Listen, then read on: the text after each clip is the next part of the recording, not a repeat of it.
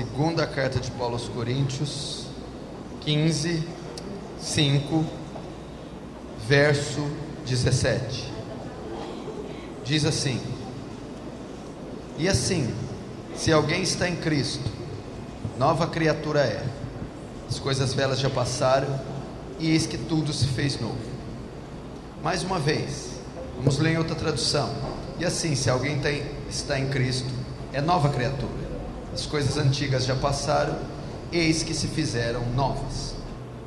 Como eu tinha dito, eu vou falar sobre salvação. É a maior promessa dada na cruz do Calvário, a salvação. Mas só que tem um fator importantíssimo. A palavra do Senhor diz que nem todos os que são de Israel são verdadeiramente israelitas. O que significa? Nem todos que estão de Israel, nem todos que se dizem salvos, são de fato salvos. Nem todos que estão na igreja são salvos. Nem todos que se batizaram são salvos. Nem todos que possuem ministério são salvos. Nem todos que possuem carteirinha de membro, tempo de conversão, dons do Espírito, são salvos. Se você está aqui essa noite, presta muita atenção. Se você está aqui essa noite, eu vou mexer com você. Você vai ouvir coisas aqui que talvez nunca ouviu na sua vida. Talvez. Eu vou mexer com você. Você que está aqui essa noite, você que entrou aqui, você que está me ouvindo, aqui embaixo, em cima, você que está aí atrás, encostado na parede, você que está aqui é salvo. Se você deixar esse culto e por permissão e soberania de Deus vier a falecer esta noite, e não diga que horror, que tragédia, que estamos sujeitos à morte, é uma realidade, e para crente genuíno ela é uma esperança, a esperança da bem-aventurança aparição de Cristo, encontro com Cristo. Se você, escute, preste atenção, deixar a terra dos viventes hoje, se você morrer hoje, você vai para o céu. Você está salvo. Todos que aqui estão salvos. Se você diz: eu sou salvo, eu estou salvo, meu nome está escrito no livro da vida, eu tenho certeza da minha salvação. Se eu morrer hoje, morte natural, morte matada, morrida, acidente, seja o que for, eu vou para o céu. Se você diz isso, baseado em quais evidências e fatores você afirma isso? Tá bom, tudo bem. Se você diz: eu sou salvo, o que garante a certeza da sua salvação? Aonde você fundamenta e alicerça a sua declaração dizendo: sou salvo?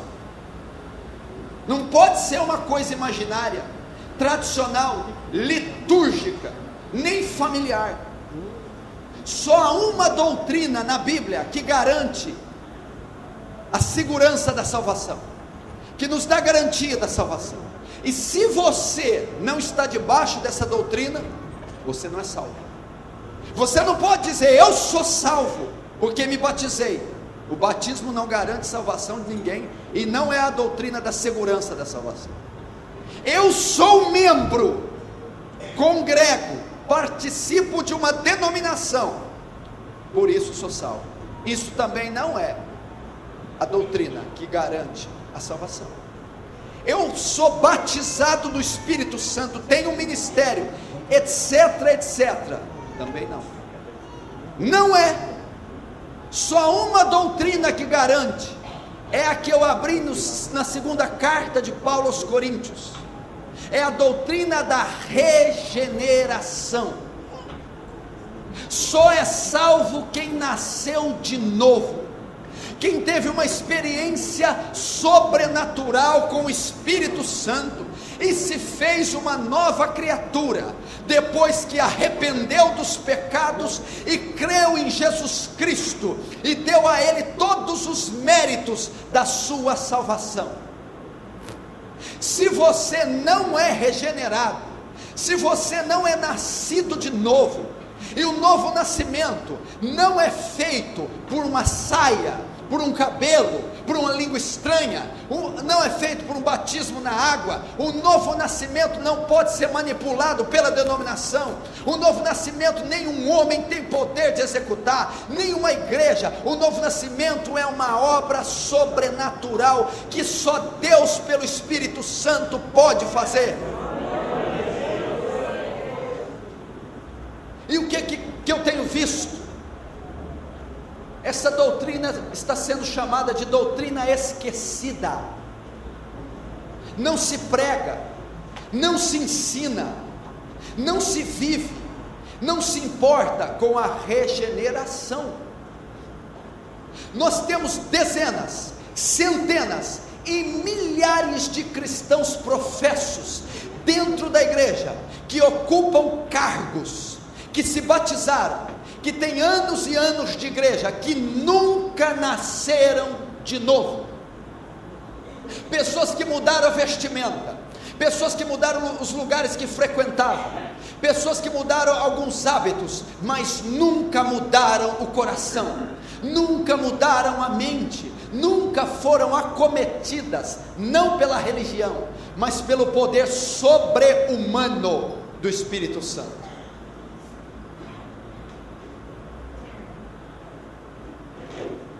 Salvação. Meu irmão, deixa eu te dizer uma coisa, preste muita atenção. A palavra do Senhor diz: o que adianta o homem ganhar o mundo inteiro se ele perder a sua alma? O que significa ganhar o mundo inteiro e perder a sua alma? Significa correr atrás de bens, riquezas, nomes, renomes, e no final não ser salvo. Sabe o que a igreja moderna está fazendo? A igreja contemporânea, ela está dando ao homem o mundo inteiro, bênçãos, campanhas, promessas, milagres, curandeirismo, prosperidade, está mandando o homem rico para o inferno. O que adianta ganhar o mundo inteiro? O que adianta adquirir bens?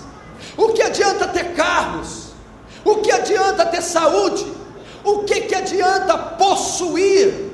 O que adianta ganhar o mundo inteiro, mas perder a salvação? Meu irmão, olhai para a figueira e vede os seus ramos, quando se tornam tenros, sabei que está próximo às portas. A terra está gemendo, anunciando a volta de Jesus.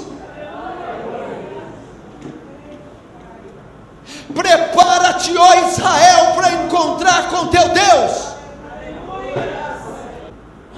A igreja está preocupada com comer e beber, ela está preocupada com matéria, ela está preocupada com enriquecimento, ela está preocupada com bem-estar, saúde, status, nome e renome.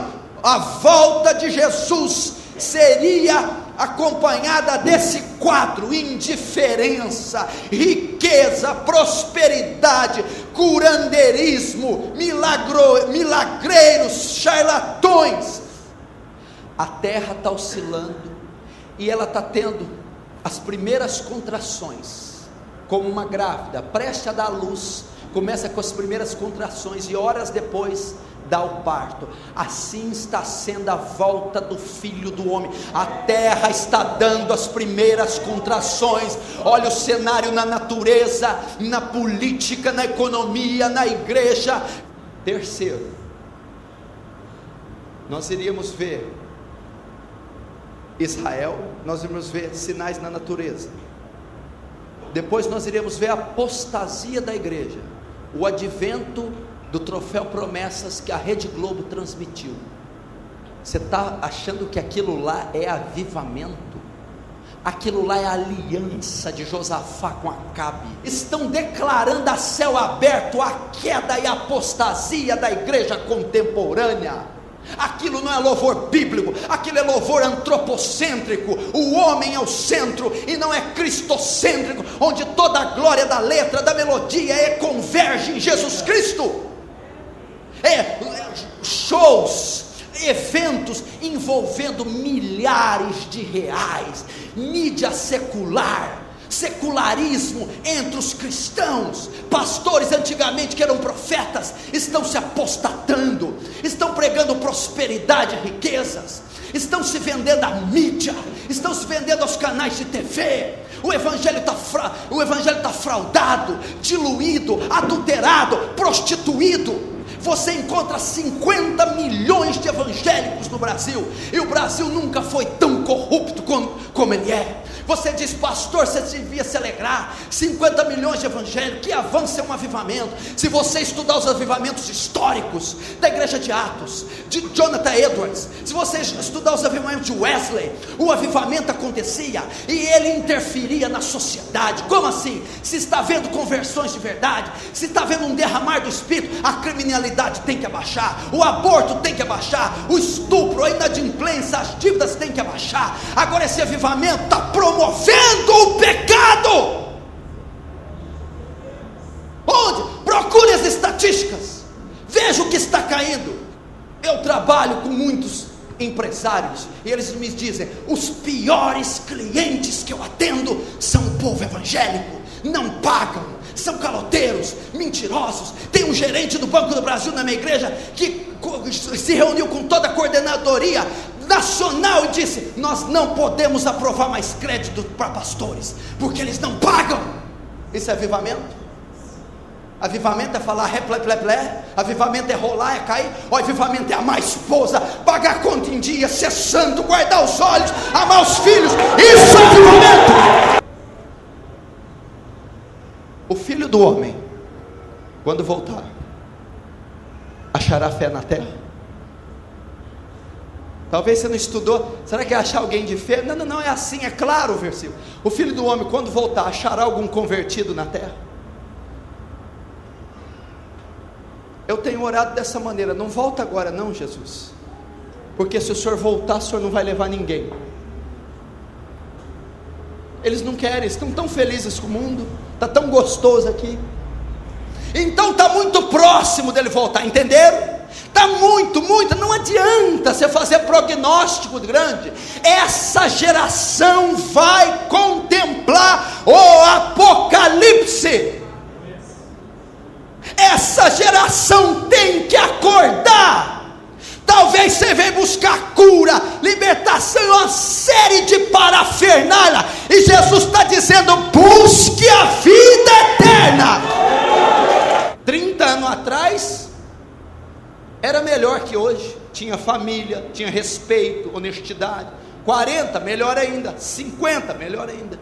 Daqui 30 você vai sair na rua e vai olhar para uma pessoa, não vai saber se é homem ou se é mulher, ou se é uma terceira classe. Vão ser liberadas tantas leis, se a igreja do Deus vivo não permanecer fiel. Jesus diz, a Bíblia diz que até os escolhidos, se possível, serem enganados. A pecaminosidade vai chegar a tal ponto, nós vamos ver tanta atrocidade, crimes e anomalias. Meu irmão, se aqueles dias não fossem abreviados, disse o Senhor, nenhuma carne se salvaria. A pecaminosidade vai chegar a um ponto tão forte, que se Jesus não tirasse nós desse lugar, que se Jesus não voltasse, nós não suportaríamos a avalanche de pecado, nós não suportaríamos, meu irmão, o ataque ferrenho. Parece que o abismo abriu a boca e as hostes estão subindo, estão matando, roubando, esfriando, cegando.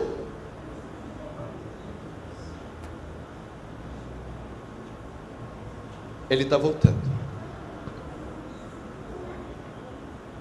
Só o joio, só o trigo vai subir.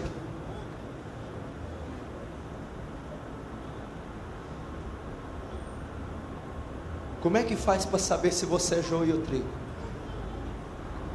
Agora, ouça o que você vai ouvir agora.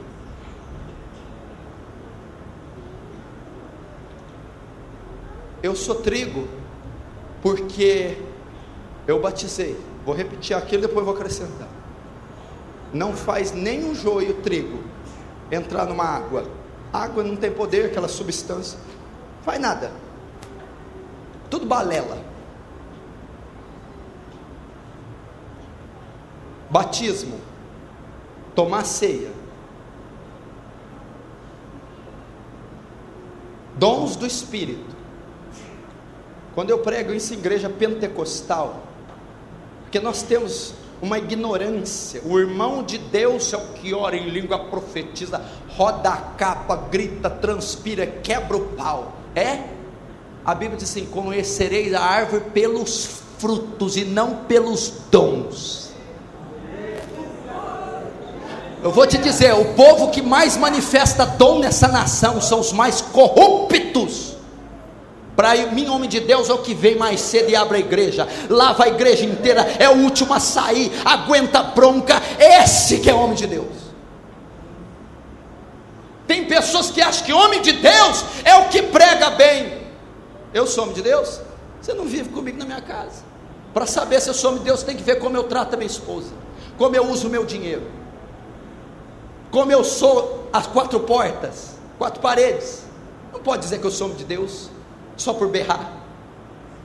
Aquele irmão tem a unção, aquele irmão revela, aquele irmão profetiza, e aquele irmão deita, rola, acorda só no outro dia. Deve ser de preguiça, viu?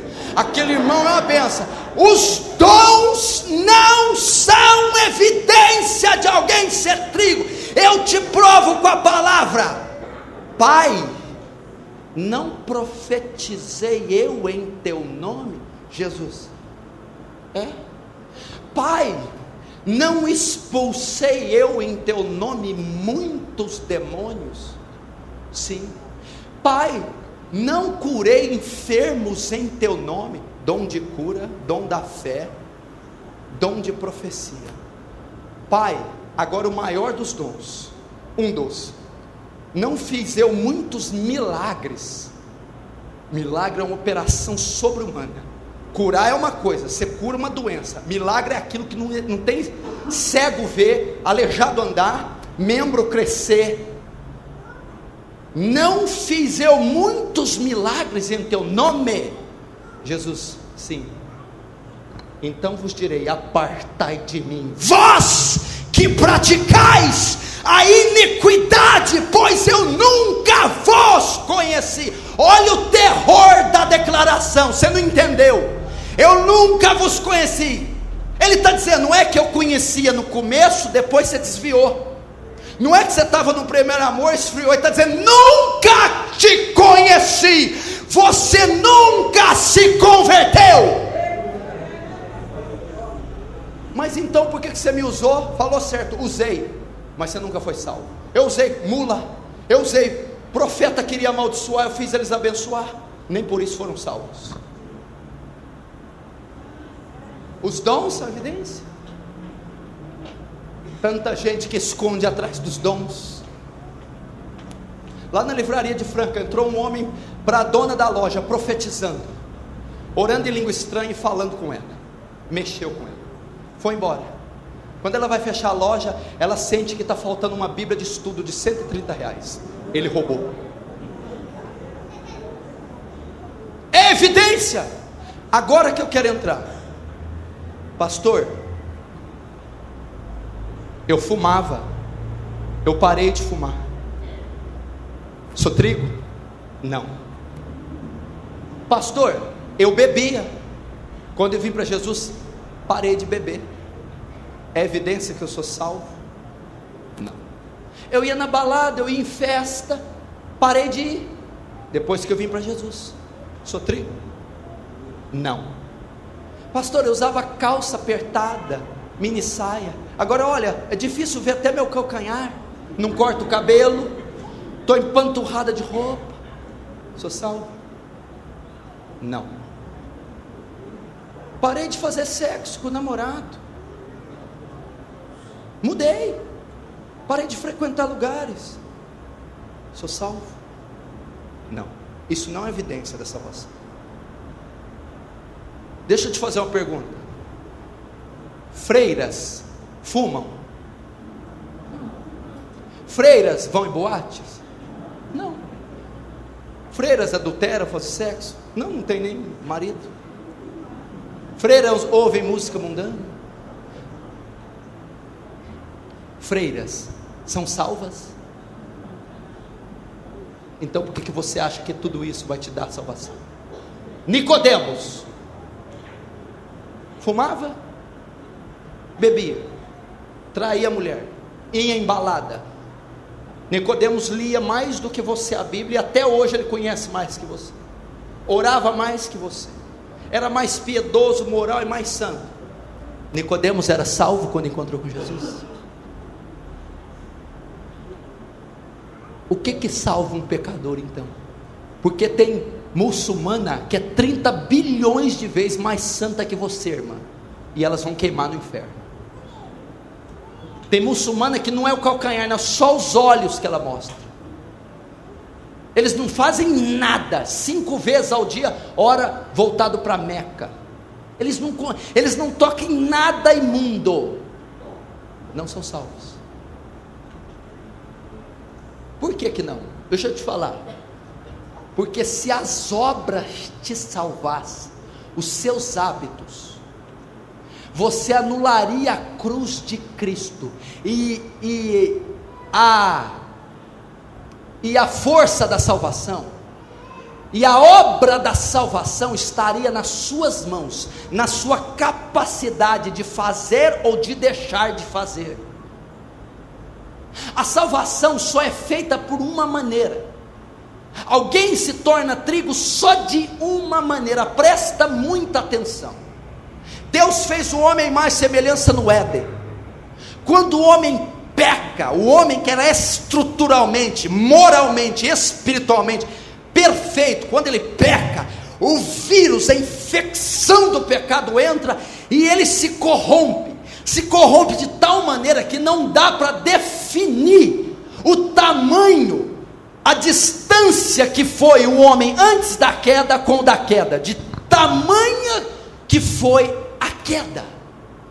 Então o homem corrompeu, execrou, degradou, se tornou corrupto ao ponto de Deus não tolerar orar, expulsá-lo do Éden e condená-lo imediatamente. Para salvar o homem, o que Deus faz?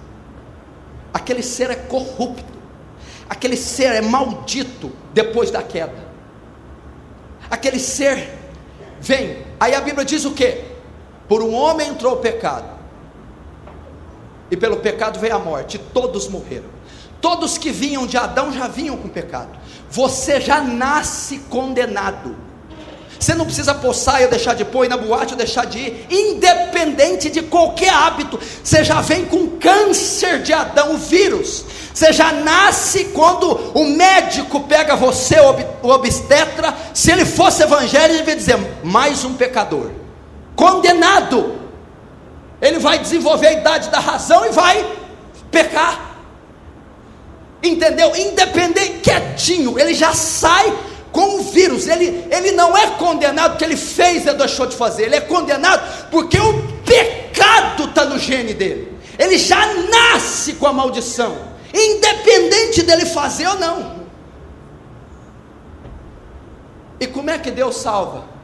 Um ser que veio, você tem que entender que as entranhas, as fibras do homem, a alma do homem é corrupta, é cheia de pecado. Ela não é o olho, não é o membro, é o cerne, a célula, o feto, a alma do homem vem cheia de pecado. Ele já é condenado. Para salvar,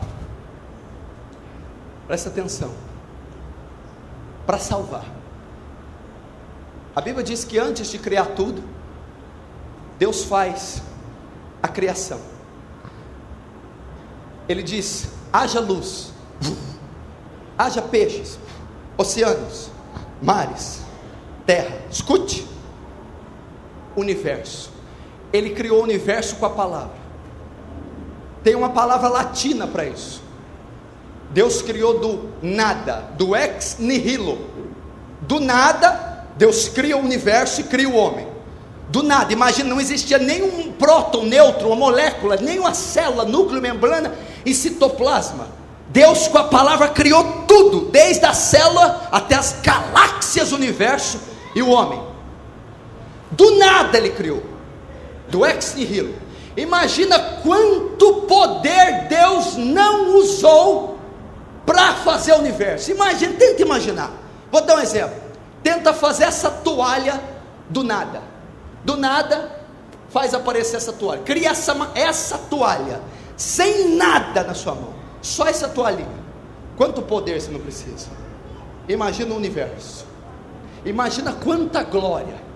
Agora deixa eu te dizer. Para salvar um homem que pecou, para salvar uma criatura que ele fez perfeita e que se execrou no pecado, o poder que ele usa para salvar um pecador é maior que o poder que ele usou para criar o universo. Por que você diz? Porque para criar o universo, o homem, ele criou do nada o universo perfeito. Agora, para salvar o homem, não é a partir do nada, é a partir de algo corrupto. Ele tem que recriar a imagem de Cristo. Quanto poder ele não usa. Agora, uma saia vai tirar essa corrupção do homem? Um cabelo sem cortar? Deixar de fumar? Entrar no batismo? Frequentar uma igreja? Nada disso vai penetrar no tutano, na junta e na medula do homem. Só o poder do Espírito Santo. Se você entrou aqui e nunca foi acometido, atravessado, transpassado, moído, esmagado pelo Espírito Santo de Deus, você é joio. Sabe aonde que caracteriza isso?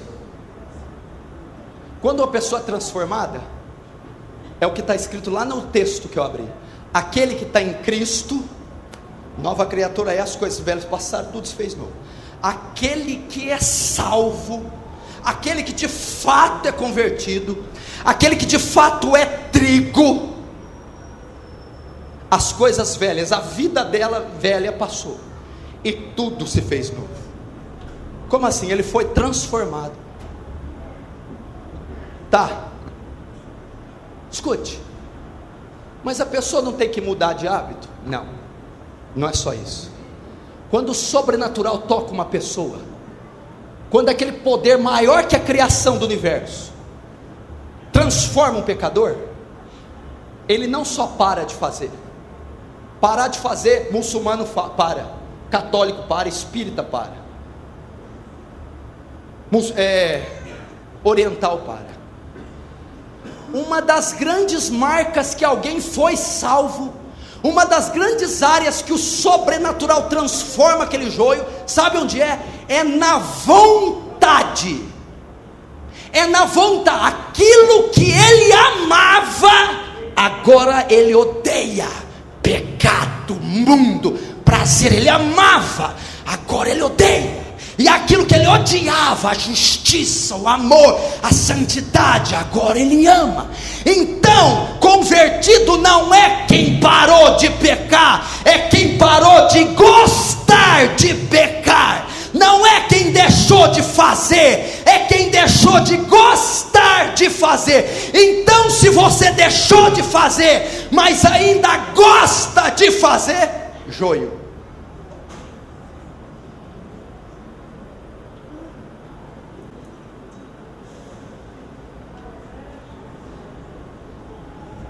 Deixar de fazer eu posso, deixar de matar, de fornicar, de masturbar, fumar, beber, sair, pôr roupa curta, mas por dentro eu ainda gosto, eu ainda quero, eu ainda preciso, mas não faço por causa da religião. É isso que caracteriza um joio e um trigo.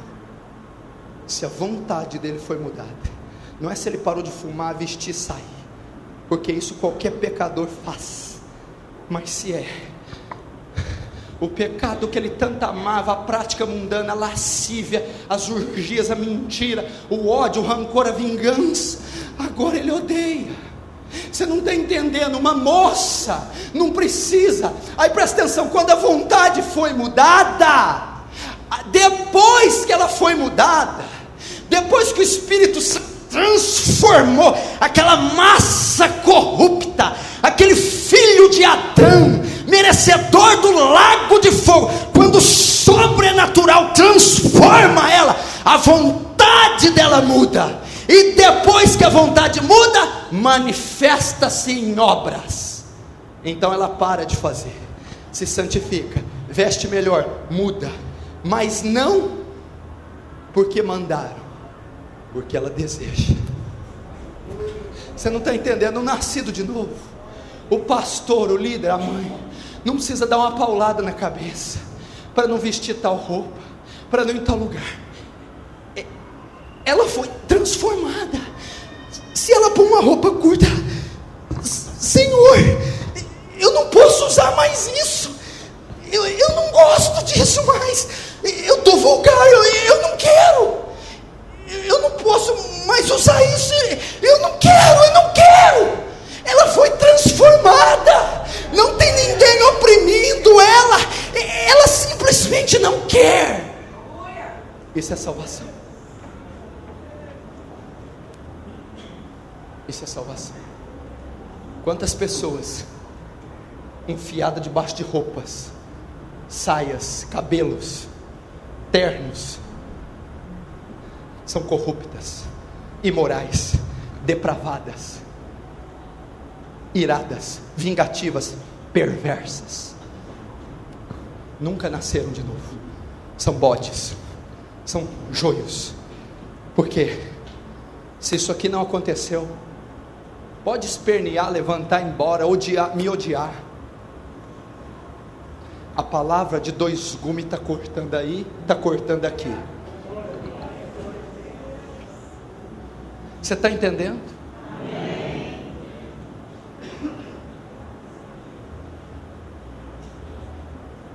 Quem está em Cristo, nova criatura. Nem todo aquele que me diz Senhor, Senhor, entrará no reino dos céus, mas só aquele que faz a vontade do meu Pai que estás no céu. Meu irmão, deixa eu te dizer, Cristo está às portas. A Bíblia diz que a morte e o inferno nunca se saciam. A Bíblia diz assim: louco,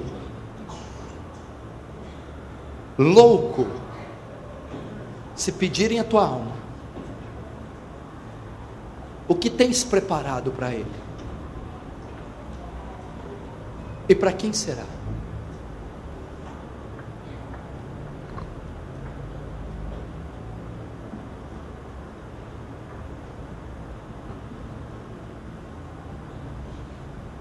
Nós não estamos preocupados com isso.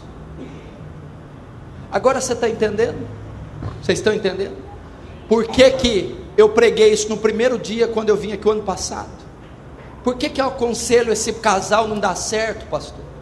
Por que eu faço que esse marido não dá? Fala que ama, ensina o versículo. Por que eu faço para essa menina não faz sexo com o namorado dentro de casa, debaixo do nariz do pai, e o panaca do pai aceitando? Não faz, ou da mãe, e ela faz. Você ensina, você castiga, você bate, manda pôr saia até aquilo, não adianta. Sabe por quê? Porque nós estamos perdendo tempo, 1 ano, 2, 3, discipulando joio, ensinando lições para joio, que só trigo pode cumprir. Por isso que esse marido não vai, essa mulher não vai, não adianta o seminário, ele tem que nascer de novo, ela tem que nascer de novo.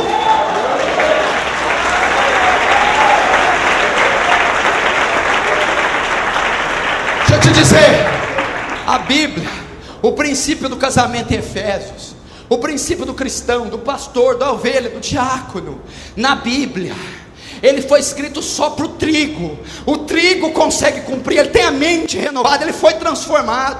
Agora, por que tem irmão que não rompe, não frutifica, casamento que não dá certo, ministério que não vai? Porque nós estamos gastando tempo trabalhando com joio, tentando fazer o joio cumprir o que só trigo pode cumprir, o que só ovelha pode cumprir. Então, ao invés de estarmos discipulando esse povo, nós tínhamos que estar evangelizando.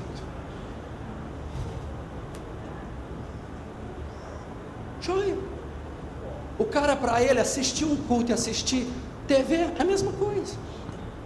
Mentir, falar a verdade, não tem qualquer dificuldade. Ele chega em casa, nossa, a palavra foi tremenda hoje. O que foi? Disse que o pecador, mentira. Fulano, estou te chamando. Então, fala que eu não estou. Então, sabe? Cara de pau. O cara, presta atenção, se veste com imoralidade, a menina, não sai da internet, se masturba regularmente, faz sexo com a mulher pensando em outra, não ora e vem pregar, não estuda a Bíblia e vem pregar, é rancoroso, carrancudo, é materialista, vaidoso, mas é salvo. Batizou, mas é salvo, ora em língua estranha, mas é salvo, sobe aqui e chora.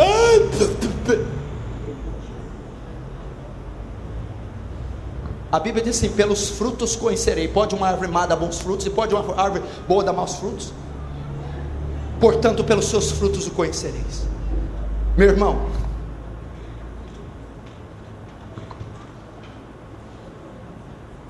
só o poder maior que criou o universo. Pastor, então como é que faz para um pecador converter? Pastor, falou comigo, eu não sou salvo mesmo não, cansei, hoje eu jogo a toalha, eu menti todos esses anos para mim, para Deus e para todo mundo, a minha vontade não mudou, eu estou de saia, mas quero pecar, eu vou na internet, eu sou hipócrita. Como que alguém chega à conversão? Talvez muitos não se convertem, sabe por quê?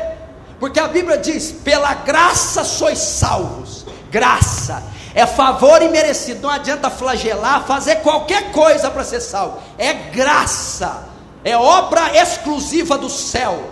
Pela graça sois salvos, por meio da fé. Isso não vem de vós, é dom de Deus, não vem de obra para que ninguém se glorie. É pela fé que alguém recebe a graça, correto? Tá bom. O que produz fé? De sorte que a fé é pelo ouvir, e o ouvir da palavra. Então um pecador maldito, filho de Adão, digno do inferno, só pode ser salvo se ele crer, e arrepender dos pecados. Jesus disse, o primeiro sermão de Jesus não foi bênção, não. Primeiro, 30 anos calado, o primeiro, arrependei-vos e credes no Evangelho, porque o reino de Deus é chegado. Então como que uma massa corrupta, filha de Adão, pode ser salva? Pela fé, crendo. E como que essa pessoa é levada à fé? O bêbado, drogado, maconheiro, fariseu, falso cristão, frio, como que aquele ser que merece o inferno, corrupto, pode crer? Ouvindo o Evangelho. Pastor, mas eu não ouço todo dia? Talvez não. Talvez aquilo que você liga na televisão não é Evangelho. A fé vem pelo ouvir e ouvir as Escrituras Sagradas. A fé vem pelo ouvir e ouvir o Santo Evangelho. Isso que está aí fora não é Evangelho. Prosperidade não é Evangelho. Curandeirismo não é Evangelho. Charlatanismo, popstar, tietagem, isso não é Evangelho. Quem que vai converter? Presta atenção, quem que vai converter com esse discurso? Olha aqui, escuta, olha para mim. Vem que Jesus dá paz, vem que Ele cura toda enfermidade, vem que Ele te dá um emprego, vem que é só vitória. Passa um satanista, filho do capeta, com crise, ele quer vitória, ele quer cura, ele só não quer nada com Jesus, mas ele quer ter paz, felicidade, dinheiro. Um espírita muçulmano, você está entendendo? Isso não vai levar aquele ser corrupto ao arrependimento. A fé não vai produzir nele fé. Isso não é Evangelho. Não é? Pega ali a mulher de um satanista que acende vela para Beelzebul, está com um filho doente, desenganada, aqui está curando, aqui está dando bênção, ela vai vir. Quem disse que ela vai converter?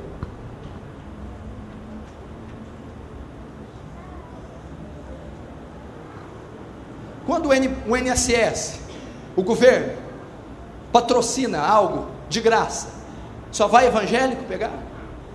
Vai evangélico, negro, branco, católico, espírita, a mesma coisa, estão dando bênção lá, não estou preocupado com o Deus deles, eu quero a bênção.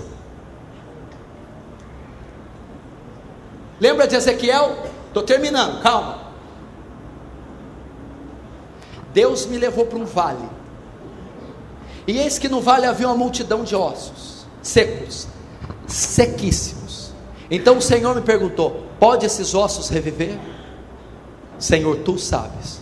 Então profetiza sobre esses ossos. Ossos secos, ouvi a palavra do Senhor.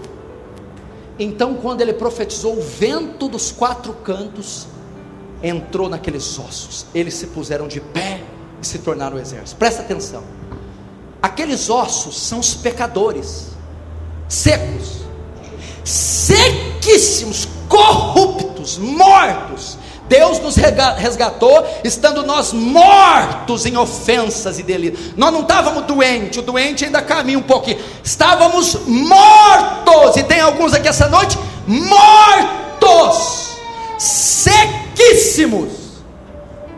Aí Deus pergunta: pode esses ossos reviverem? Pode esse pecador ser salvo? Pode esse bêbado, drogado, maconheiro? Pode esse crente fariseu, ímpio, frio? Pode esse ser de Adão corrupto? Pergunta. Ezequiel sabe o que responde? Tu sabes. Sabe o que Ezequiel está dizendo?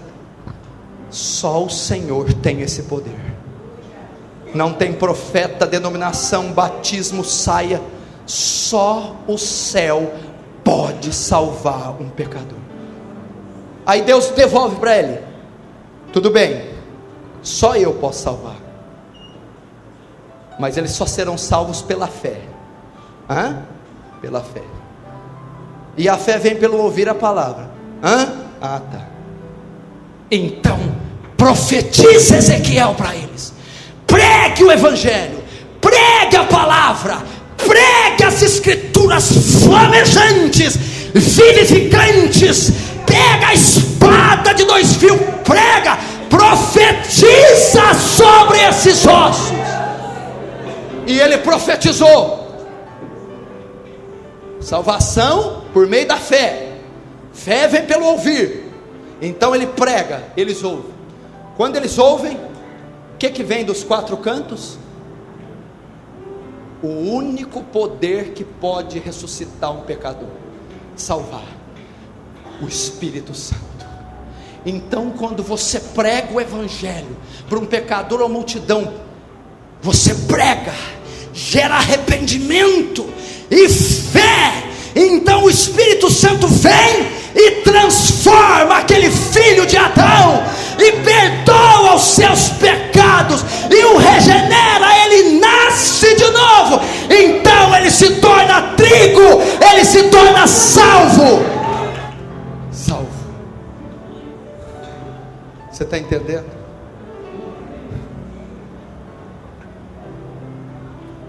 Essa noite, todos olhando que eu estou terminando, eu preguei a você: pastor, como faz para eu deixar de ser bode, ser ovelha? Como faz para eu deixar de ser joio, ser trigo? Arrependimento e fé. Confessar: eu não sou salvo, minha vontade não foi mudada, eu não nasci de novo. Mas essa noite, nessa ministração, a espada de 2 fios me atravessou. Eu pude entender, eu pude crer no evangelho. Eu pude ver que se o sobrenatural não mudar minha vontade, não me transformar, continuarei uma massa corrupta. Deus quer fechar esse seminário salvando pecadores. salvando maridos, salvando esposas, salvando filhos, salvando obreiros, salvando, meu irmão, avós, tios, crianças. Feche os seus olhos. Espírito Santo, eu não tenho poder algum, Espírito Santo, só você tem, Espírito Santo. Deus, salva essas almas, traz convicção do pecado, escreve o nome delas no livro da vida, muda, Senhor, sua vontade. Eu clamo pelo vento dos quatro cantos, pelo Espírito Santo de Deus, sopra nesse lugar, sopra sobre esses corações.